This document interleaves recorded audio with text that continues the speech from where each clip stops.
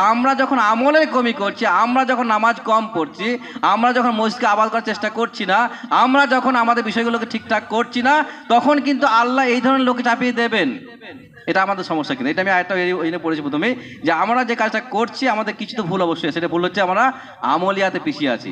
আমাদের যখন আমল স্ট্রং হবে, শক্ত হবে, শক্তপোক্ত করতেও তখন সমস্যা কিন্তু অনেকখানি সমাধান হবে। আমি আরেকটা আবার পড়বো, কিন্তু সেখানে আল্লাহ কি বললেন, হা আনতুম হা উলাই তুদাউনা লিতুনফিকু ফি সাবিলিল্লাহ। আল্লাহ বলছেন এই লোকেদের যখন বলা হয় তোমরা আল্লাহর রাস্তায় খরচা করো, আল্লাহর রাস্তায় ব্যয় করো, খরচা করো, দান করো, দানের কথা বলছেন, কিন্তু দান করো আল্লাহর রাস্তায়। ফামিনকুম মাইয়াবখাল, তাদের মধ্যে কিছু লোক যারা কৃপণতা করে, হাত গুটিয়ে নেয়, দান করতে চায় না, বলেও পারা যায় না, দিতে চায় না। ওমাইয়াবখাল ফাইন্নামা ইয়াবখাল আন নাফসিহি, আর যে দান করে না, যে কৃপণতা করে, সে নিজের জন্যই করে, কোনো ফায়দা হবে না। কিন্তু মালটা কদিন থাকবে তার কাছে?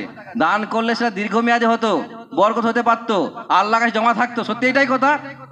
আপনি য টাকা দান করেছেন, প্রত্যেকটা টাকার 10 গুণ থেকে 700 গুণ পর্যন্ত আপনার কাছে আল্লাহ জমা আছে। তাহলে থাকলো সেটা না, আপনি দান করলেন না, খরচা হয়ে গেল, লাভ কি হলো বলুন? থাকলে আপনার থাকবে না, আপনার কাছেও থাকবে না, আপনার কাছেও থাকবে না। তাহলে আপনি দান করলেন না, খরচা। আল্লাহ বলছেন যদি সে বখরি করে, কৃপণতা করে, তাহলে সে নিজের জন্যই করে, অন্য কারো ক্ষতি করে না। আর কি বললেন, ওয়াল্লাহুল গানিয়্যু ওয়া আনতুমুল ফুকারা, আল্লাহ হচ্ছে বেপরোয়া, গানি, মালদার, যা বলবেন, আর তোমরা হচ্ছে অসহায়। আল্লাহ বলছেন তোমরা হচ্ছে অসহায়, আল্লাহ দানের দরকার নেই। আপনি দান করলেন তাও আল্লাহ চলবে, আর না করলেও আল্লাহর চলবে, আল্লাহর সমস্যা হবে না, ইসলামের সমস্যাও হবে না। কিন্তু সমস্যা কার হবে? সমস্যা আমাদের হবে, যে আমরা লোকসানে চললাম। কিন্তু আর কি বললেন, ওয়াইন তাতাওয়াল্লাউ ইয়াস্তাবদিল কওমান গায়রাকুম, আর যদি তোমরা এখানে মুখ ফিরিয়ে নাও, অর্থাৎ ইসলাম থেকে হোক, দিন থেকে হোক, দান করা থেকে হোক, তোমরা যদি মুখ ফিরিয়ে নাও, আমাদের বলছে আল্লাহ, কিন্তু আগেই বলেছেন, আজকে নয়, যদি তোমরা ইসলামের স্বার্থে না আসো, ইসলামের স্বার্থে কাজ না করো, তো ইয়াস্তাবদিল কওমান গায়রাকুম, আল্লাহ রাব্বুল আলামিন তোমাদের পরিবর্তে অন্য একটা জাতিকে নিয়ে আসবেন। আল্লাহ ওয়াদা করছেন। কিন্তু তোমরা যদি আল্লাহর কথা না শুনো, কোরআনকে না মানো, হাদিসকে না মানো, ইসলাম না মানো, আল্লাহর কোনো আসে যায় না, দরকার নেই তোমাদেরকে। আল্লাহ বলছেন তোমার দরকারই নেই, তোমরা যেখানে যাবে যাও, আমার দরকার নেই। কি বললেন, ইয়াস্তাবদিল কওমান গায়রাকুম, তোমাদের পরিবর্তন আল্লাহ অন্য জাতিকে নিয়ে আসবেন। সুম্মা লা ইয়াকুনু আমসালাকুম, আর তারা তোমাদের মতো হবে না, আল্লাহ বলছেন। কিন্তু তার মানে আমরা যদি না করি, নুকসান আমাদেরই, সার্বিক নুকসান। পৃথিবী ছেড়ে যেতে হবে, শাস্তিও পেতে হবে, আবার আমাদের পরিবর্তে ভালো লোক এসে আমাদের বদনাম করে চলে যাবে সেখান থেকে। অতএব যদি আমরা মুসলিম হয়ে ইসলামকে মানি, তাহলে আমাদেরকে ভাবতে হচ্ছে আমরা যে কাজগুলো করছি সেটা ঠিক করছি। যদি ভুল হয় আমার শুধরাতে হতে পারে, আমলে তো মজবুত হতে পারে। ঠিক একইভাবে প্রত্যেকটা কাজ ভেবে চিনতে বুঝে করতে হতে, যাতে করে আমাদের পরবর্তীকালে পস্তাতে না হয়, আফসোস করতে না হয়। বিসমিল্লাহির রহমানির রহিম। ইন্নাল হামদালিল্লাহ নাহমাদুহু ওয়া নাস্তাঈনুহু ওয়া নাস্তাগফিরুহু ওয়া নাউযু বিল্লাহি মিন শুরুরি আনফুসিনা ওয়া সাইয়্যাতি আ'মালিনা। মান ইয়াহদিল্লাহু ফালা মুদিল্লা লাহু ওয়া মান ইউদ্লিল ফালা হাদিয়া লাহু। ওয়া আশহাদু আন লা ইলাহা ইল্লাল্লাহু ওয়াহদাহু লা শারীকা লাহু ওয়া আশহাদু আন্না মুহাম্মাদান আবদুহু ওয়া রাসূলুহু। আম্মা বা'দ, فإن خير الحديث كتاب الله وخير الهدي هدي محمد صلى الله عليه وسلم وشر الأمور محدثاتها وكل محدثة بدعة وكل بدعة ضلالة وكل ضلالة في النار. فقد قال الله تعالى في كلامه المجيد: أعوذ بالله من الشيطان الرجيم. بسم الله الرحمن الرحيم. ها أنتم هؤلاء تدعون لتنفقوا في سبيل الله فمنكم من يبخل ومن يبخل فإنما يبخل عن نفسه والله الغني وأنتم الفقراء وإن تتولوا يستبدل قوما غيركم ثم لا يكونوا أمثالكم. وقال رسول الله صلى الله عليه وسلم: المرء مع من أحب. সমবেত উপস্থিত মুসলিম ও মুসলিমা সমাজ, প্রশংসা, গুণগান, হামদসানা, স্তব স্তুতি, সব রকমের কৃতজ্ঞতা, শুকরিয়া আল্লাহ রাব্বুল আলামিনের, যার সংক্ষিপ্ত কৃতজ্ঞতায় প্রশংসায় আমরা বলি আলহামদুলিল্লাহ। তারপরে পরে শান্তির ধারা বর্ষণ হোক রসুল আকরাম মুহাম্মদ সাল্লাল্লাহু আলাইহি ওয়াসাল্লামের ওপর। আল্লাহুম্মা সাল্লি আলাইহি আল্লাহুম্মা বারিক আলাইহি।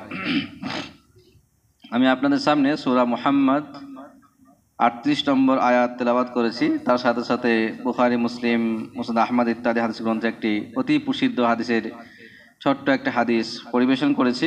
সেই দুইকে সামনে রেখেই কিছু কথা আলোচনা করব ইনশাআল্লাহ। তো কথা আলোচনা করব, নিঃসন্দেহে আমরা শুনবো আলোচনা আজকের, বা আমরা জানার চেষ্টা করব। তার আগে যে বিষয়টা আমাদের একটু হলেও হালকা হলেও ধারণা থাকা উচিত, সেটা হচ্ছে বর্তমান সময়ে আমরা যে সময় দিয়ে পার হচ্ছি, যে পরিবেশ দিয়ে পার হচ্ছি, বা যে অবস্থা দিয়ে পার হচ্ছি, সেটা নিয়ে আমাদেরকে একটু হলেও চর্চা রাখা দরকার। প্রাথমিকভাবে যে বিষয়টা, সেটা হচ্ছে আমরা বিগত কয়েকদিন আগে রমজান মাস পার করেছি, আর এখন রমজান মাস শেষ হয়ে গেছে, আবারও 1 বছর পর আমাদের কাছে ফিরে আসবে। আমরা আমল করছিলাম, সে আমলের প্রতি এখন আমরা অটুট থাকতে পারার চেষ্টা করতে পারি, এটা গুরুত্বপূর্ণ বিষয়। সেই উপলক্ষে আমরা বেশ কিছু পদক্ষেপ আগামীতে নেওয়ার চেষ্টাও করতে পারি।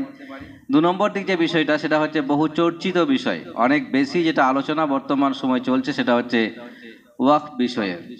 ওয়াকফ বিল বা ওয়াকফ সম্পর্কে যে বর্তমানে একটা বিরাট বড় একটা বিতর্কিত বিষয় হয়ে দাঁড়িয়েছে, বিশেষ করে আমাদের ভারতবাসীর জন্য, সেটা নিয়েও কিছু তথ্য আমাদেরকে জানতে হতে পারে। আর সেই উপলক্ষেই কোরআন আয়াতটাও তেলাওয়াত করেছি, আর তার সাথে সাথে হাদিসও আমি পড়েছি এই উপলক্ষে। আর একটা মারাত্মক বিষয়, যে বিষয়টা আমাদেরকে প্রথমে চিনতে হতে পারে কে আমাদের বন্ধু আর কে আমাদের শত্রু। যদি আমরা সেটা চিনতে ভুল করি, তখনই সমস্যা তৈরি হয়। যখন আমরা শত্রুকে বন্ধু মনে করে বসি, বা বন্ধুকে শত্রু বানিয়ে ফেলি, বা বন্ধু মনে শত্রু মনে করে ফেলি, তখন আমাদের মধ্যে একটা সমস্যা তৈরি হয়। তাই আমাকে আপনাকে প্রথমে চিনতে হবে শত্রুকে আর আমার বন্ধুকে। এই জায়গাটা যদি একটু মিস্টেক হয়, কম বেশি হয়, তখনই সমস্যা কিন্তু তৈরি হয়। আর সেই উপলক্ষে, সেই সম্পর্কেই হয়তো আমরা একাধিক বিষয়ে চর্চা করেছি, হাদিস কোরআন পড়াশোনা করেছি, আমাদের একটা ইমানি আকীদা আছে, বিশ্বাস আছে। কিন্তু তবে একটা কথা মনে রাখি আমরা, যে বর্তমান সময়ে যারা আমরা নিজেদেরকে মুসলিম বলছি, তারা সকলেই কি মুসলিম? এমনটা কি সত্যি কথা? মানে সকলেই কি আল্লাহকে ঠিক একইভাবে বিশ্বাস করেন যেমনটা আপনি আমি করি? জি না, এমনটা কিন্তু নয়। বা যাদেরকে আমরা দলে দেখতে পাচ্ছি মুসলিম হিসাবে, তারা সকলেই কি মুসলিম আসলেই? এটাও কিন্তু নয়। এটা আমাদেরকে ভাবতে হতে পারে। যার জন্যে যখনই আপনি কথা বলবেন, যখনই আপনি কোনো পদক্ষেপ নেবেন, যখন কোনো পরিকল্পনা করবেন, তখন আপনাকে এটা মাথায় রাখতে হতে হবে যে আমি কার সামনে কথা আলোচনা করছি, কাকে শোনাচ্ছি, কাকে আমি বন্ধু মনে করছি। আর এই উপলক্ষে দেখবেন, এটা নতুন কথা, বহু পুরাতন কথা একটা। কোনো এক সময় আলী রাদিয়াল্লাহু তাআলা আনহুর কাছে, এটা হচ্ছে বিচক্ষণের পরিচয় দেখেন, আলী রাদিয়াল্লাহু তাআলা আনহুর কাছে 2 জন ব্যক্তি আসলো, সেই বুখারী রাওয়ায়াত। আসার পরে বলছেন যে যখন জঙ্গে সিফিন হচ্ছিল, অর্থাৎ আপনার সঙ্গে যে মুয়াবিয়া যখন যুদ্ধ সংঘর্ষ হচ্ছিল, যুদ্ধ প্রায় শেষের দিকে, মারামারির দিকে, অনেক সাহাবারা হত্যা শহীদ হলেন, আর একাধিক মানুষ শহীদ হলেন। শেষ মুহূর্তে সিদ্ধান্ত করলেন কি, যে একটা মীমাংসায় আসা যাক। তো মীমাংসায় আসার পরে কি করলেন তিনি? মুয়াবিয়ার পক্ষ থেকে একজন ব্যক্তিকে ঠিক করা হলো, একজন সাহাবাকে ঠিক করা হলো, আর আলীর পক্ষ থেকে আরেকজন সাহাবাকে ঠিক করা হলো। তারা দুজনে গিয়ে বসে একটা মিটিং করবে, মানে গোল টেবিল করবে, একটা মীমাংসা করে একটা সিদ্ধান্তে আসো। সেই সিদ্ধান্ত দুপক্ষই মেনে নেবে এবং যুদ্ধবিরতি হবে। এটা ছিল সিদ্ধান্ত, সংক্ষেপে বলি, কিন্তু অত বিস্তার যাচ্ছি না, শুধু বিষয়টা বোঝানোর জন্য।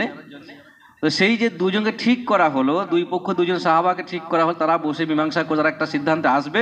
সেই সিদ্ধান্ত উভয় পক্ষ আমরা মেনে নেবো, আর যুদ্ধবিরতি ঘোষণা করবো আমরা। সেটাই হয়েছিল, সেই নিয়মে সেটা হয়েছিল।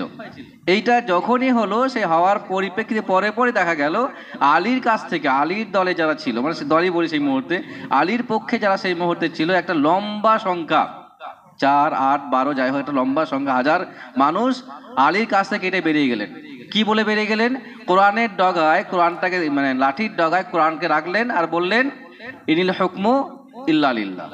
এই আয়াতটা পেশ, কোরআন আয়াত কিন্তু একটা, কি বললো? ইনিল হুকমু ইল্লা লিল্লাহ, আল্লাহ ছাড়া কারো রাজত্ব চলবে না। দেখো কোরআন আয়াত। আয়াত কি মিথ্যা হতে পারে? আয়াত কি ভুল বলতে পারে? আয়াতের উদ্দেশ্য খারাপ হতে পারে? জি না, এমন তো নয়। তাহলে কোরআনের একটা আয়াতকে দিয়ে কি বলতে, বার্তা কি দিল এখানটায়? তার মানে আলী তোমার সিদ্ধান্ত মানতে পারলাম না, কারণ তুমি এখানে আল্লাহর সিদ্ধান্ত না মেনে, আল্লাহর কাছে না গিয়ে, আল্লাহর কিতাবে ফয়সালা না মেনে তুমি একটা মানুষের ফয়সালা মানতে রাজি হলে কেন? বক্তব্য এটা, কিন্তু বক্তব্য হচ্ছে এটা। কি বক্তব্য? ওই যে লোক বেরিয়ে চলে গেল ওখানে, খাওয়ারি যাদেরকে বলছি আমরা, খাওয়ারিজ একটা দল, প্রথম দল ইসলামে ওইটা, তারা বেরিয়ে গেল কি বলে, ইনিল হুকমু ইল্লা লিল্লাহ, আল্লাহ ছাড়া কার রাজত্ব মানি না আমরা, এটা কোরআন বলছে। অতএব আপনি এখানে কোরআনকে বাদ দিয়ে, আল্লাহকে বাদ দিয়ে একজন মানুষকে বিচারক মানলেন কি করে? আপনি এটা কি করে হতে পারে? আপনি কোরআনের খিলাফ কাজ করলেন। কথা কি সত্য ছিল? কোরআন আয়াত ঠিক, অর্থ ঠিক, উদ্দেশ্য ঠিক না উদ্দেশ্য ভুল? এখন আপনাকে বুঝতে হবে এই বিষয়টা, যে এই খাওয়ারিজরা এরা কি মুসলিম বন্ধু হতে পারে? যে আলীকে ভুল ধরতে পারে, যে সেই মুহূর্তে সাহাবাদেরকে ভুল প্রমাণ করতে চেষ্টা করতে পারে, যারা সেই মুহূর্তে সাহাবাদের জাহান্নামী জায়গায় ঠেলে দিতে পারে, তারা সেই মুহূর্তে সাহাবাদেরকে কোরআন অমান্যকারী বলে মনে করতে, তারা বন্ধু হতে পারে, মুসলিম বন্ধু হতে পারে মনে হচ্ছে আপনাকে? জি না, হওয়ার তো কথা নয়। কি তারা সকলেই মুসলিম? পরবর্তীকালে একটা ইতিহাস, পরবর্তীকালে আব্দুল্লাহ বিন আব্বাস তিনি তাদের কাছে গেলেন, পারমিশন নিয়ে, অনুমতি নিয়ে, যে আমাকে পারমিশন দেওয়া হোক, আমি যাই ওকে বুঝাই হাদিস কোরআন দিয়ে নিয়ে ফিরিয়ে নিয়ে আসি। তিনি গেলেন, যাওয়ার পর কি দেখলেন? ওরে আল্লাহ, অনেক কিছু দেখলেন। তিনি কি দেখলেন? এমন কিছু দেখলেন যে তিনি ভাবতেও পারেননি। তাদের লম্বা চওড়া নামাজ, এত গুরুত্ব সহকারে নামাজ তারা পড়ে, যে নামাজের কাছে সাহাবাদের নামাজটা ছোট হয়ে যাচ্ছে। কি অবস্থা বুঝছেন ব্যাপারটা? যাদের নামাজ পড়া দেখে আব্দুল আব্বাস তিনি ঘাবড়ে গেলেন, ব্যাপারটা কি হলো? আমি এলাম এদেরকে ঠিক ভুল বোঝাতে, এদের দেখে আমল আরো শক্তপোক্ত এরা দেখছি আমাদের থেকেও। অনেক লম্বা নামাজ, অনেক ভালো নামাজ, অনেক বেশি নামাজে পাবন্দে, তাহাজ্জুদ গুজার, আরো ইত্যাদি একাধিক রকমের ইসলামিক কাজ তারা যুক্ত। কিন্তু তারা খারেজি, তারা ইসলাম থেকে বেরিয়ে যাওয়া একটা দল। খারেজি মানে বেরিয়ে যাওয়া দল, একটা পালিয়ে যাওয়া একটা দল। এখন কথা হচ্ছে, এরাও কিন্তু সেই মুহূর্তে দাবি ছিল মুসলিম, তারা আজও আছে, আজ দাবি করছে আমরা মুসলিম, বলছে নিজেকে মুসলিম দাবি করছে এখানে।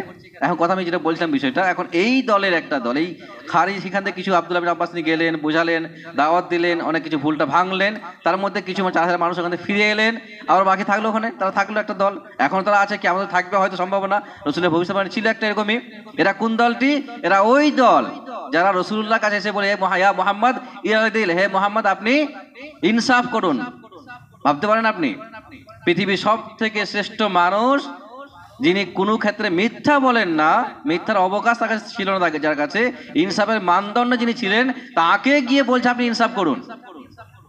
এদেরই একটা শেষের দল হচ্ছে খাওয়ারিজ। এটা হচ্ছে এদের অবস্থা। আমি সংক্ষেপে বলছি, লম্বা এটা বক্তব্য বিষয় নয় আজকে আমার। বিষয়টা হচ্ছে এখানটাই। তারপর এদেরই মধ্যে পর অনেক লম্বা সময় পার হওয়ার পরে শাস্তি হলো, অনেক সমস্যা হলো, অনেক লম্বা সময় পার হওয়ার পরে এদেরই দুজন ব্যক্তি আলীর কাছে এসে বলছেন, কি বললেন?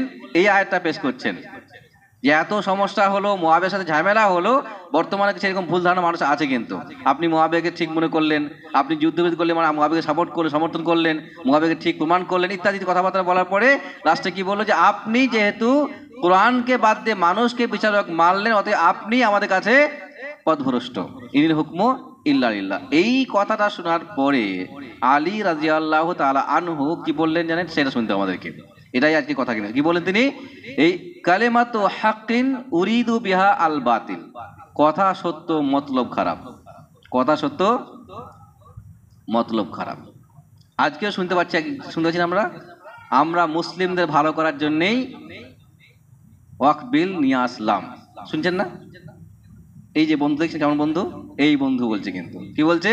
আমরা মুসলিমদের ভালো করার জন্যে, মুসলিমদের অসহায়দেরকে সহায়তা করার জন্যে, মুসলিমদেরকে সমর্থন করার জন্যে, মুসলিমদের সাথ দেওয়ার জন্যে, মুসলিমদেরকে ভালো করার জন্যে, মুসলিমদের উন্নতি করার জন্যে। আপনার কে বললো ভাই এ ঠিক করতে? আপনাকে বন্ধু মনে করলো কি, আর বন্ধু আসতে সাজতে কে বললো আপনাকে? কথা বুঝছি আমরা। এই যে বন্ধু দেখলেন না কি বললো এসে, যে আপনি আর যাই হোক আপনার পক্ষে আমরা এখনো আছি। কারা বললো? ওই যে দুজন বলছে খাওয়ারিজ, কি বললো? আমরা আপনার পক্ষেরই লোক, আপনারই বন্ধু লোক, আপনার পক্ষ থেকে আমরা বেরিয়ে এসেছি। আপনাকে মানতে গিয়ে আমরা মুআবিয়াকে তিরস্কার করেছি, তাই জাহান্নামী বানিয়েছি। আপনারই পক্ষের লোক আমরা, আপনার বন্ধু মানুষ আমরা বলছি আপনাকে। তখন আলী কিন্তু চিনতে পারলেন বন্ধুকে আর শত্রুকে, চিনতে পারলেন না। আর চিনতে পারলেন তাই তিনি মন্তব্য করলেন কি, এটা কোরআনের আয়াত, ইনিল হুকমু ইল্লা লিল্লাহ, এটা কোরআনের আয়াত। আর কোরআনের আয়াত মিথ্যা হতে পারে, ভুল হতে পারে, জিরা কোনোদিনই না। তো কি বললেন? কালেমাতু হাক্কিন, কথাটা সত্য, অবশ্যই সত্য। কোরআন যেহেতু সত্য, মিথ্যা গল্প নেই, তো কথাটা অবশ্যই সত্য, কিন্তু উরিদু বিহা বাতিল, সেই সত্য কথাকে মাধ্যম করে, সত্য কথাকে সামনে রেখে তোমার উদ্দেশ্য কিন্তু মোটেও সৎ নয়, ভালো নয়। কথা বুঝছি ব্যাপারটা? আপনি আমার মসজিদ ভেঙে দেবেন, আপনি আমার কবরস্থান দখল করবেন, আপনি আমার ধর্মস্থলে গিয়ে হামলা করবেন, মাদ্রাসাকে আপনি গুঁড়িয়ে দেবেন, আর আপনি বলছেন আমি আপনার বন্ধু। মানতে সহজ মনে হচ্ছে কথাটা? সহজ কি কথাটা বুঝছি আমরা? এটা হচ্ছে অবস্থা আমাদের। তারপরও আপনার কি মনে হচ্ছে যে মুসলিম সাথ দেয়নি? তারপর আপনি দেখবেন কিছু মুসলিম টুপি পরে মাসাল দাঁড়িয়েও আছে, পাঞ্জাবি পরেও আছে, সামনে ফ্ল্যাগের কি বলছে, মোদি আমাদের ভাই। বলছেন তো না? বলেন। লেখা আছে, আমি সেটা পড়ছি, কিন্তু আমি বলছি না এখানে। তার লেখা আছে বোর্ডে, সে ফ্ল্যাগের লেখা আছে মোদি আমাদের ভাই। আপনি কি বলবেন? তো ভাই আমরা হোক, সমস্যা নেই। তো আমি আবারও মনে করে দিচ্ছি যে মুনাফিক সেই জামানাও ছিল, মুনাফিক আজও আছে, মুনাফিক আগামীতেও থাকবে। এখন আপনি আমি কার সাথে থাকবো সেটা আমাদের সিদ্ধান্ত নিতে হবে। কিন্তু আমরা কার সাথ দেবো এটা আমাদেরকে ভাবতে হবে, কারণ রাসূলুল্লাহ বলছেন আল মারউ মা মান আহাব্বা, একজন মানুষের পরকালে কিয়ামত তারই সাথে হবে যাকে সে ভালোবাসে, যাকে সে ভালোবাসে। এখন কাকে আপনি বন্ধু বানাবেন, কাকে আপনি শত্রু মনে করবেন, কাকে আপনার পক্ষে রাখবেন, কাকে আপনি আপনার আত্মীয় বানাবেন, সেটা আপনার ব্যাপার, হতেই পারে। কিন্তু আপনাকে মনে রাখতে হবে বিষয়টা, কিয়ামতের দিনে আপনাকে তার সাথেই উঠতে হবে। কিন্তু যদি মনে হয় যে এরা বন্ধু হিসেবে ভালো আমার, আপনি বানান, কেউ রুখবে না আপনার, কেউ রুকার নেই। এটা আপনার সম্পূর্ণ ব্যক্তি স্বাধীনতা আছে, আপনার অধিকারও আপনার আছে, আপনি বলতেই পারেন। আপনি আরো জোর সোর দিয়ে বলুন, আরো মিডিয়া করুন, আরো আপনি হাইলাইট করুন, কোনো সমস্যা আমাদের নেই, আমাদের কোনো আপত্তি নেই। কিন্তু আমি অ্যাজ এ মুসলিম বলতে পারি, আমি যেহেতু ইসলামকে ভালোবাসি, আমি আল্লাহকে ভালোবাসি, রসুলকে ভালোবাসি, অতএব আমি বলতে পারি যারা ইসলামের ওপরে হস্তক্ষেপ করে তাকে আর যাই করতে পারি, বন্ধু মনে করতে পারি না, তাকে বন্ধু মনে করতে পারি না। এটা আমার পক্ষে সম্ভব নয়, এটা আমাদের পক্ষে সম্ভব নয়। অতএব আপনি যতই বলি, আমরা যত বড় আপনি ডায়লগ দেন না কেন, আপনার মনে রাখা উচিত হবে মুসলিমরা অতটাও কিন্তু বোকা নয় যতটা আপনি মনে করছেন আমাদেরকে, এটা কিন্তু নয়। তার জন্যে বর্তমান সময়ে আরো কথা বলি যে আমরা যখন সম্ভব হতে পারে, যখন মুসলিমদের স্বার্থ হবে, তখন আপনি দেখবেন না। কিন্তু আমি আবারও বলি, এর আগে অনেকবার বলেছি কথাটা, কিছু ক্ষেত্রে দেখবেন আমাদের মধ্যে দ্বন্দ্ব থাকতে পারে, আমাদের মধ্যে আপস সমস্যা থাকতে পারে, আমাদের মধ্যে মত পার্থক্য আছে, থাকবে, হয়তো মিটবে না সারা জীবন, হতে পারে সম্ভাবনা, রাখেন সেটাকে, সেটা আপনি দূরে রাখেন। কিন্তু যখন সার্বিক মুসলিমের স্বার্থ আসবে, যখন সারা বিশ্বের মুসলিমের স্বার্থ জড়াবে, সেখানে আপনাকে এক হতে হবে, সেখানে আপনাকে সমবেত হতে হবে, সেখানে আপনাকে গলায় গলা মিলিয়ে সাথে সাথ দিয়ে আপনাকে লড়তে হতে পারে, আপনাকে বলতে হতে পারে। কারণ গণতান্ত্রিক দেশ, আর গণতান্ত্রিক দেশে আন্দোলনটাই হচ্ছে সব থেকে বড় সমাধানের একটা রাস্তা, অন্য কিছু নেই। কিন্তু দেশের নীতি এইটাই, গণতন্ত্রের নীতিটাই হচ্ছে এইটাই সমস্যা, যে এখানে আপনার একাধিক কথা হবে না। আপনি ভাবতে পারেন যখন এই বিল পাস, আমরা সকলে জানেন, অনেকে জানেন, দেখেছেন বিষয়, দেখেছেন কত বিল আছে এখানে, 288 বনাম 232। 232 সংখ্যাটা কম, কি বলবেন আপনি? 288 অবশ্যই বেশি, 288 অবশ্যই বেশি, কিন্তু 232টা কম কি? তা তো নয়। তাহলে 232টা লোকের কথা পরোয়াই করা হলো, গুরুত্বই দেওয়া হলো না, উড়িয়ে দেওয়া হলো কেন? আপনি কি ব্যাখ্যা দেবেন? একে বলে গণতন্ত্র, একে বলে গণতন্ত্র। তাও ওই যে 232 জন যে বললো, তাদের যে শুধু 232 তা তো নয়, তাদের পিছনে লম্বা লাইন আছে, একটা লম্বা সমর্থক আছে, আছে না?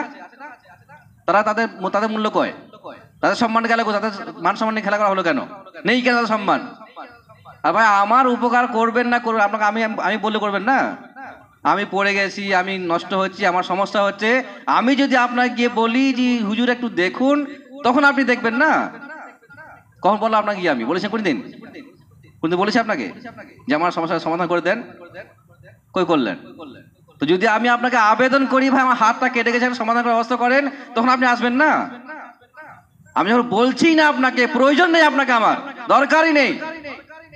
আমরা মুসলিমরা যথেষ্ট সাফিসিয়েন্ট, আমরা মুসলিমরা আমাদের সম্পদ রক্ষণাবেক্ষণ করতে আমরা যথেষ্ট, কাউকে লাগবে না। আজকের আমরা নয়, কিন্তু আমরা আজকের নয়, আর আমাদের সামান্য সম্পদ নয়। ভারতবর্ষ সারা বিশ্বের মুসলিম মোকাবেলায় সামান্য ছোট্ট একটা দেশ, ভারতবর্ষ বলি আপনাকে, সারা বিশ্বের মোকাবেলায় ভারতবর্ষ ছোট্ট একটা দেশ, 58টা দেশ আমাদের হাতে, মুসলিমদের হাতে। অতএব আমাকে আমার সংরক্ষণ শেখাতে আপনাকে হবে না, দরকার নেই আপনার শেখানোর। দরকার আছে? কোনদিন বলেছি আপনাকে গিয়ে যে আপনি আমার এটা দেখুন, এটা করে দেন, বলে দেন? বলেছি কোনদিন? তা আপনি কেন আসছেন? আমার দরকার নেই, আপনি কেন আসছেন? তার মানে কোথাও না কোথাও আপনি যেটা করছে সেটা ভাবতে হতে আপনাকে যে আপনি কোথাও মিস্টেক হচ্ছে, এটা সমর্থন করার মোটেও না। অতএব যে কথা বলে আবার বলে দিই, কি ভুলটা হচ্ছে এখানে। আমি আপনি আমাদের ইচ্ছা যে আমাদের কোনো একটা জমি সম্পত্তি জায়গা টাকা পয়সা ইত্যাদি স্থাবর অস্থাবর আমরা আল্লাহর ওয়াস্তে দান করব, করতেই পারি, অধিকার আমাদের নাই না? নাই, আছে তো অবশ্যই, আমি করতেই পারি। তো সেটা আমি আমার মতো করবো না, আপনার নিয়ম যেতে হবে কেন? আপনার নিয়ম আমাকে করতে কেন হবে? আপনার নিয়ম মানতে আমি বাধ্য? আমি দান করছি আল্লাহকে ভালোবেসে, আমি দান করছি রসুলকে ভালোবেসে, আমি দান করছি ইসলামকে ভালোবেসে, আমি দান করছি মানুষকে ভালোবেসে, আমি দান করছি সমাজকে দেখে, আমি ভালোবেসে আমি দান করছি অসহায় মানুষ সহায়তা করার জন্যে। আপনি নিয়ম করার কে? আপনি নিয়ম করার কে? কথা বুঝি, আমরা সহজ করে বুঝি বিষয়টা কিন্তু। অতএব এইটা সমস্যা এখানটায়। অতএব আমার বাবা দাদা দান করে গেছে, আমাদের পূর্ব একাধিক লম্বা লিস্ট আছে, নাই বলবো না, কিন্তু সংখ্যায় কম বেশি ফ্যাক্টর নয় এখানটায়। সংখ্যায় বেশি হোক কম হবে সেটা আমরা দেখে নেব, সম্পদ আমাদের, আমরা বুঝবো সেই বিষয়টা। আপনাকে কে না করাতে কে বললো এখানে এসে? তুই দেখেছি আপনাকে আসতে বলেছি এখানে।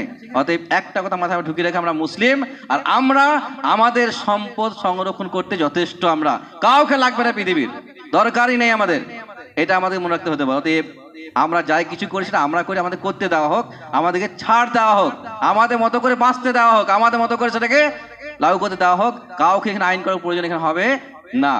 যেহেতু এটা আমি একা বলছি না কথাটা, আজকে বর্তমানে ভারতবর্ষ সমস্ত মুসলিম ইল্লা মাশাআল্লাহ মুনাফিক দল বাদ দিয়ে, সোজা কথা বলে দিই এখানটায়, ইল্লা মাশাআল্লাহ মুনাফিকের টিমটা বাদ দিয়ে ভারতবর্ষের প্রত্যেকটা মুসলিম এই বিলকে সমর্থন করছে না, এটা সত্যি কথা। তো যেখানে ভারতবর্ষের মুসলিম যার জন্য আপনি করছেন, সে যখন বলছে আমার দরকার নেই, আপনার কাছ থেকে কে বলছে? কে ডাকলো আপনার কাছ থেকে এখানে? এটা আমরা মাথায় বসিয়ে নিই যে আমরা মুসলিমরা আমাদের প্রত্যেকটা বিষয় একটা অবশ্যই নিয়ম মাফিক করতে বাধ্য, আর করবো, আমরা করেছিও। আমরা, আমি বলছি না যে কোনো ভুল নেই, থাকতেই পারে ভুল, আমাদের ভুল আগেও ছিল। 1954-তে গঠন হয়, সেটা আবার কম বেশি করে 1995 আরো কম বেশি করা হয়, কম বেশি করা হয়েছে, তাকে হয়নি কে বললো? হয়েছে তো। কি হয়েছে সেটা? মুসলিম পার্সোনাল ল বোর্ডকে বলা হয়েছে আপনারা ঠিক করে নেন, ভুলটা ঠিক শুধন করার চেষ্টা করেন। মুসলিম পার্সোনাল ল বোর্ডটা ঠিকঠাক করে আবেদন করে ঠিকঠাক করার চেষ্টা করেছে, হয়েছে তাকে অনেকবার, এর প্রথম তো নয়। কিন্তু এইভাবে হয়নি, কিন্তু সরকার ঢুকবে সেখানে, অমুসলিম ঢুকবে সেখানে, কেন ঢুকবে বলতে পারা যায়? পৃথিবীতে আর সংগঠন নেই? প্রত্যেকটা ধর্মের নিজস্ব একটা সম্পদ আছে, ওয়াকফ সম্পত্তি আছে, উইল করা সম্পত্তি আছে। সেই সকল সম্পদ আপনি কাউকে ঢুকিয়েছেন? আছে কোনো মুসলিম সেখানে? নেই না? তা আপনি আমরা ঢুকছেন কেন? তো আপনার যাতে আমাকে ঢুকাবেন না, আপনি আমার ঢুকতে আসেন কি জন্য? কেন ঢুকতে হবে বলতে হতে পারে? তো আপনার উদ্দেশ্য যে আমি ওই কথা মনে করে দিতে পারো যে কালেমাত হাক্কিন উরিদু বিহাল বাতিল, ওই যে উদ্দেশ্য যে আমরা ভালো করা করছি, এটা শুধুমাত্র কথা শুনতে ভালো লাগে, উদ্দেশ্য মোটেও সঠিক নয়। উদ্দেশ্য ভালো হলে আগেই প্রমাণ হয়ে যেত। একটা পাশে কোন একটা ধর্মস্থান আছে, তার পাশে একটা কবরস্থান আছে, সেই কবরগুলো চারিয়ে সমান করে দেওয়া হচ্ছে, গাছপালা কেটে মিসমার করে দেওয়া হচ্ছে। কেন দেওয়া হচ্ছে? কারণ এই ধর্মস্থানের পাশে এটা মানায় না, অশোভনীয়। আর আপনি বলছেন আমি উপকার করছি আপনাদের, আমি আপনাদের হিতাকাঙ্ক্ষী, আপনাদের ভালোবাসি, আমার মেনে নিতে হবে। কোন সোর্সে মান বলা যেতে পারে? অতএব আমরা মুসলিমরা আবার মনে করে দিই, যেটা হবার হয়েছে, যেটা হবার আগামী সেটাও হবে। আমরা মুসলিমরা আল্লাহতে বিশ্বাস রাখি, আল্লাহতে বিশ্বাস এখনো আছে, আমাদের থাকবে কিয়ামত অবধি। আমরা একটা স্পষ্ট কথা মানি, পৃথিবীটা আমাদের খুবই সামান্য সময়ের একটা ব্যবধান, সময়ের অপেক্ষা, শুধু সময়ের অপেক্ষা। অতএব আমরা এখানে আল্লাহকে জলাঞ্জলি দিয়ে, ইসলামকে ছোট করে, রসুলের অসম্মান করে পৃথিবীর কাউকে সম্মান করতে পারবো না, অসম্ভব, চান্সই নেই। এটাই মুসলিম। অতএব একটা কথা মনে রাখতে ভালো হতে পারে যে আমরা কোনোদিন কারোর বিপক্ষে না বললেও কারোর পক্ষ নিয়ে ইসলামকে ছোট করার চেষ্টা মোটেও করবো না, এটা ফাইনাল ডিসিশন, এটাই বাস্তব দিক। অতএব আমরা যারা ইসলাম নিয়ে চর্চা করছে তাদেরকে আবারও মনে করিয়ে দিই, অবশ্যই আমাদেরকে ঠিকঠাক করতে হতে পারে, অবশ্যই আমাদেরকে আরও বেশি চিন্তা করতে হতে পারে, প্ল্যান করতে হতে পারে, পরিকল্পনা করতে হতে পারে, জানতে হতে পারে। কিন্তু বিষয় একটা, আমরা মুসলিমরা আমাদের সম্পর্কে যথেষ্ট জ্ঞান রাখি, আপাতত আপনার থেকে আমি ভালো জ্ঞান রাখি, এটা আমি বলতেই পারি, যেহেতু আমি মুসলিম, যেহেতু এটা আমার ধর্ম, আমি এটা নিয়ে পড়াশোনা করেছি, আমি এটা জানি অবশ্যই বেশি আপনার থেকে, এতে কোনো দ্বিমত, এটা অহংকার, এটা বাস্তবসম্মত কথা এটাই। অতএব আমাকে নিয়ে আপনাকে চিন্তা ভাবনা করতে হবে না। যাই হোক, তারপরে বলে দিই যে এইসব বিষয়গুলোতে আমরা আর কিছু করি না, যেহেতু আজকে ভারতবর্ষের প্রত্যেকটা সংগঠন মুসলিম সংগঠন, আলহামদুলিল্লাহ প্রত্যেকটা মুসলিম সংগঠনের বিষয়টার উপরে কথা বলছেন। আর আজকের জুমাটা এখানে নয়, পুরো ভারতবর্ষে এটা এভাবেই কথা বলা হবে, যাতে করে এটা ভুলটা প্রমাণ করে যে ভুলটা কোথায় হচ্ছে আর ঠিকটা আসলে কি হতে পারে। অতএব এটা আমরা বলবো, দাবি ছিল আমাদের, মানবেন না সেটা আপনার বিষয়, কিন্তু আমরা দাবি রাখবো এটা সত্যি, যেটা আমরা সেটাই যে আমরা এই পরিবর্তন মানতে সক্ষম নয়। আমরা মানলাম না, মানতে পারছি না। আপনি সেটা মানে আইন পাস করে নেন বা আইন হয়ে যাক, যেই সই করে দেখ, আমরা মানতে পারলাম না। এখন আপনার গায়ে জোর আছে, আপনি আমার জায়গাটা কেড়ে নিলেন, আপনি বাড়ি করে বসে বললেন, আমি কি করতে পারি? আমি মানলাম এটা বলতে পারি খুব বেশি, কাটতে পারলাম নাও হতে পারে। আপনার গায়ে জোর বেশি আছে, ক্ষমতা বেশি আছে, আপনার পাওয়ার বেশি আছে, আপনার সার্বিক চাহিদা অনেক বেশি আছে, নিতেই পারেন, আপনি নেন, কিন্তু আমি দাবি ছাড়লাম না।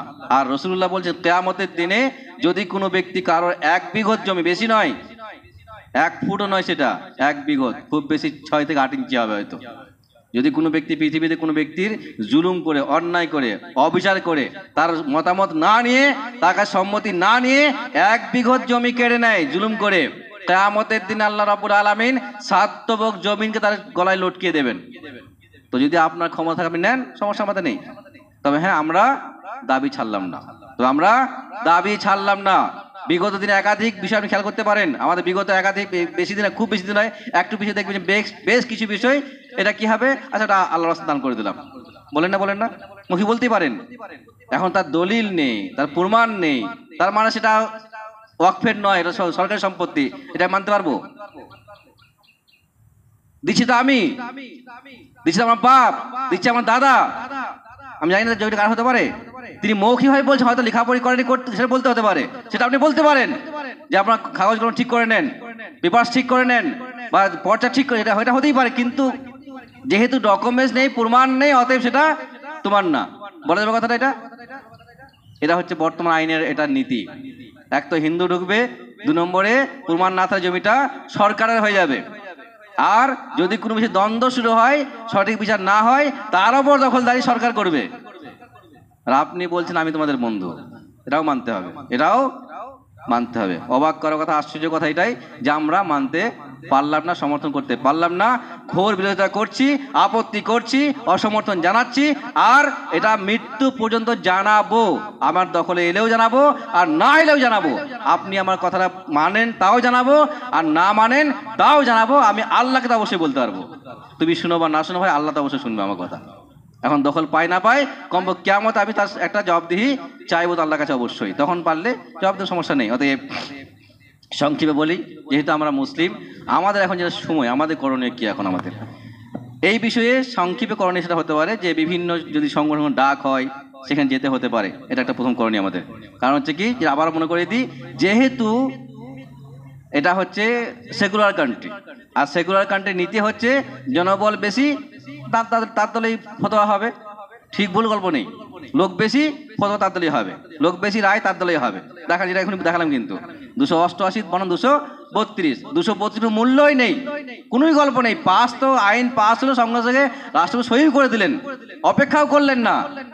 এটা নজিরবিহীন ভারতবর্ষে প্রথম এটা আইন, যেটা বলতে না বলতে ঘন্টা কয়েকের মধ্যে সই করে আইন পাস করে নেওয়া হয়। এটা আগে কোনোদিন হয়নি, কোনো ক্ষেত্রেই হয়নি। প্রত্যেকটা ক্ষেত্রে সময় দেওয়া হয়েছে, রাষ্ট্রপতি সাইনটা সময় লেগেছে সই করতে, কিন্তু এখানে হয়নি। করতে না সই করতে কারণটা কি, যে আইন পাস, সই করলেই আইনে পরিণত হবে। অতএব এটা আইন করে নেওয়া হোক। আপনি করেছেন, করেন। আমি আবার বলছি, অতএব আমাদের করণীয় হচ্ছে, আমরা যদি কখনো মৌকা পাই, সুযোগ পাই, এইসব বিষয় বিরোধিতা করা অবশ্যই আমরা করার চেষ্টা করব। সেটা সশরীরে হোক, অর্থের মাধ্যম দিয়ে হোক, মোবাইলের মাধ্যম দিয়ে হোক, যে মাধ্যম দিয়ে হোক, আপনাকে এটা করতে, যদি করেন তাহলে আপনি প্রমাণ করছেন যে আমি এই ভুলটাকে সমর্থন করলাম না, আর তার জন্য আপনি আল্লাহর কাছে বেঁচে যাবেন। আর যদি আপনি সমর্থন না করেন বা এটাকে বিরোধিতা না করেন, তাহলে মানা হবে যে আপনি অনেকখানি এটাকে সমর্থন করছেন বা আপনি পক্ষে রায় দিয়েছেন, তার মানে আপনাকে জবাবদিহি করতে হতে পারে আল্লাহর কাছে। এখানে না হলে আল্লাহর কাছে করতে হবে, কিন্তু এটা প্রথম দিক। 2 নম্বর দিক, আমাদের যে আমলিয়াতের কিছু কমি আছে। আমরা যখন ইসলাম থেকে সরে যাচ্ছি তখনই মন্তব্য আসছে, কিন্তু বোরখা নিয়ে মন্তব্য হয় কেন? কারণ মুসলিমদের জনসংখ্যার মধ্যে 5% থেকে 20% লোক বোরখা পরে, মেয়ে বোরখা পরে। মন্তব্য হবে, যদি বোরখা তোমাদের ফরজ হয়, বাধ্যতামূলক বিষয় হয়, অপরিহার্য হয়, এত মেয়ে পড়ছে না কেন? বলবে তো, মন্তব্য করবে। দাড়ি নিয়ে কথা হয় কেন? যেহেতু মুসলিমদের ওই 10-20% লোক দাড়ি রাখে, বাকি লোক রাখছে না, তো বলবেই। যদি তোমার দাড়ি রাখা ফরজ হয়, না তোমার বাকি রাখে না কেন? সংখ্যা কম কেন এত, এটা বলবেই, এটা বিষয় কিন্তু।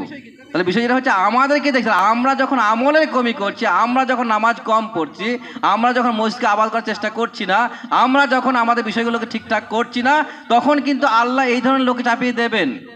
এটা আমাদের সমস্যা। কিন্তু এটা আমি আরেকটা এনে পড়েছি প্রথমে, যে আমরা যে কাজটা করছি আমাদের কিছু তো ভুল অবশ্যই আছে। সেটা ভুল হচ্ছে আমরা আমলিয়াতে পিছিয়ে আছি। আমাদের যখন আমল স্ট্রং হবে, শক্ত হবে, শক্তপোক্ত করতেও তখন সমস্যা কিন্তু অনেকখানি সমাধান হবে। আমি আরেকটা আবার পড়বো কিন্তু, সেখানে আল্লাহ কি বললেন, হা আনতুম হা উলাই তুদাউনা লিতুনফিকু ফি সাবিলিল্লাহ। আল্লাহ বলছেন এই লোকেদের যখন বলা হয় তোমরা আল্লাহর রাস্তায় খরচা করো, আল্লাহর রাস্তায় ব্যয় করো, খরচা করো, দান করো, দানের কথা বলছেন কিন্তু, দান করো আল্লাহর রাস্তায়। ফামিনকুম মাইয়াবখাল, তাদের মধ্যে কিছু লোক যারা কৃপণতা করে, হাত গুটিয়ে নেয়, দান করতে চায় না, বলেও পারা যায় না, দিতে চায় না। ওয়ামাইয়াবখাল ফাইন্নামা ইয়াবখাল আন নাফসিহি, আর যে দান করে না, যে কৃপণতা করে, সে নিজের জন্যই করে, কোনো ফায়দা হবে না কিন্তু। মালটা কদিন থাকবে তার কাছে? দান করলে সেটা দীর্ঘমেয়াদী হতো, বরকত হতে পারতো, আল্লাহর কাছে জমা থাকতো। সত্যি এটাই কথা। আপনি য টাকা দান করেছেন, প্রত্যেকটা টাকার 10 গুণ থেকে 700 গুণ পর্যন্ত আপনার কাছে আল্লাহ জমা আছে। তাহলে থাকলো সেটা না, আপনি দান করলেন না, খরচা হয়ে গেল, লাভ কি হলো বলুন? থাকলে আপনার থাকবে না, আপনার কাছেও থাকবে না, আপনার কাছেও থাকবে না। তাহলে আপনি দান করলেন না, খরচা। আল্লাহ বলছেন যদি সে বকরি করে, কৃপণতা করে, তাহলে সে নিজের জন্যই করে, অন্য কারো ক্ষতি করে না। আর কি বললেন, ওয়াল্লাহুল গানিয়্যু ওয়া আনতুমুল ফুকারা, আল্লাহ হচ্ছে বেপরোয়া, গানি, মালদার, যা বলবেন, আর তোমরা হচ্ছে অসহায়। আল্লাহ বলছেন তোমরা হচ্ছে অসহায়, আল্লাহ দানের দরকার নেই। আপনি দান করলেন তাও আল্লাহ চলবে, আর না করলেও আল্লাহর চলবে, আল্লাহর সমস্যা হবে না, ইসলামের সমস্যাও হবে না। কিন্তু সমস্যা কার হবে? সমস্যা আমাদের হবে, যে আমরা লোকসানে চললাম। কিন্তু আর কি বললেন, ওয়াইন তাতাওয়াল্লাউ ইয়াস্তাবদিল কওমান গায়রাকুম, আর যদি তোমরা এখানে মুখ ফিরিয়ে নাও, অর্থাৎ ইসলাম থেকে হোক, দিন থেকে হোক, দান করা থেকে হোক, তোমরা যদি মুখ ফিরিয়ে নাও, আমাদের বলছে আল্লাহ, কিন্তু আগেই বলেছেন, আজকে নয়, যদি তোমরা ইসলামের স্বার্থে না আসো, ইসলামের স্বার্থে কাজ না করো, তো ইয়াস্তাবদিল কওমান গায়রাকুম, আল্লাহ রাব্বুল আলামিন তোমাদের পরিবর্তে অন্য একটা জাতিকে নিয়ে আসবেন। আল্লাহ ওয়াদা করছেন। কিন্তু তোমরা যদি আল্লাহর কথা না শুনো, কোরআনকে না মানো, হাদিসকে না মানো, ইসলাম না মানো, আল্লাহর কোনো আসে যায় না, দরকার নেই তোমাদেরকে। আল্লাহ বলছেন তোমাদের দরকারই নেই, তোমরা যেখানে যাবে যাও, আমার দরকার নেই। কি বললেন, ইয়াস্তাবদিল কওমান গায়রাকুম, তোমাদের পরিবর্তন আল্লাহ অন্য জাতিকে নিয়ে আসবেন, সুম্মা লা ইয়াকুনু আমসালাকুম, আর তারা তোমাদের মতো হবে না। আল্লাহ বলছেন কিন্তু, তার মানে আমরা যদি না করি, নুকসান আমাদেরই, সার্বিক নুকসান।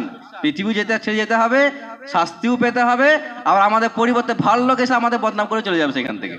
অতএব যদি আমরা মুসলিম হয়ে ইসলামকে মানি, তাহলে আমাদেরকে ভাবতে হচ্ছে আমরা যে কাজগুলো করছি সেটা ঠিক করছি। যদি ভুল হয় আমার শুধরাতে হতে পারে, আমলে তো মজবুত হতে পারে। ঠিক একইভাবে প্রত্যেকটা কাজ ভেবে চিনতে বুঝে করতে হতে, যাতে করে আমাদের পরবর্তীকালে পস্তাতে না হয়, আফসোস করতে না হয়। আল্লাহ দোয়া করি আল্লাহ আমাদের সকলকেই প্রত্যেকটা বিষয়ে জ্ঞান অর্জনের তৌফিক দান করেন, আমল করার তৌফিক দেন, এবং সব রকম অবহেলা থেকে আল্লাহ আমাদেরকে নাজাত দেন। আমিন।